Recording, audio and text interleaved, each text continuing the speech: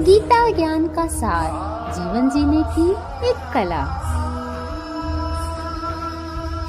दोस्तों, आज हम देखेंगे उज्जैन का महाकालेश्वर ज्योतिर्लिंग के बारे में। इसके पीछे क्या मान्यता जुड़ी हुई है और इसकी उत्पत्ति किस प्रकार से हुई है। बहुत समय पहले अवंती नगर, जो अभी उज्जैन में है, वहाँ ब्राह्मण परिवार रहता था। इस परिवार में पिता, माँ और 4 पुत्र थे। वे सभी शिव के भक्त थे और प्रतिदिन भगवान शिव की पूजा और आराधना करते थे।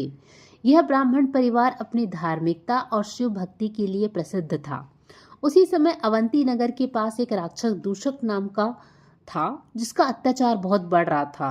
वह राक्षस शिव भक्तों को सताने लगा, उनका अनादर करने लगा। उन्होंने ब्राह्मणों की पूजा में परेशानी, विघ्न डालना शुरू कर लिया।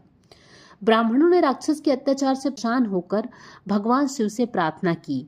उन्होंने भगवान शिव से निवेदन किया कि वे उन्हें उस दुष्ट राक्षस के अत्याचारों से मुक्त कराए, और उनकी प्रार्थना से प्रसन्न होकर भगवान शिव वहां पर प्रकट हुए महाकाल के रूप में।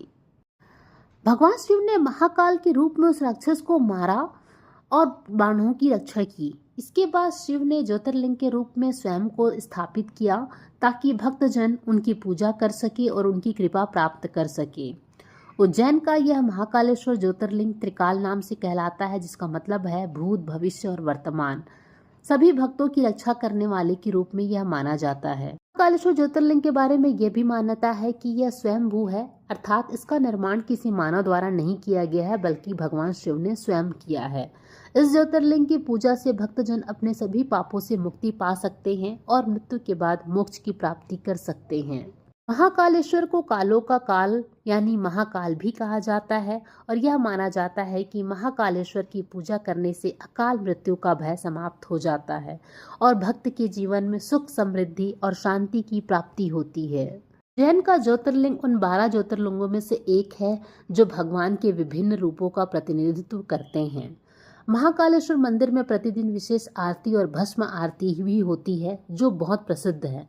देश विदेश से भक्तगण इसे देखने के लिए आते हैं। इस प्रकार से महाकालेश्वर ज्योतिर्लिंग बहुत ही महत्व रखता है और ये बहुत ही प्रमुख तीर्थ स्थल माना जाता है। जय भोलेनाथ।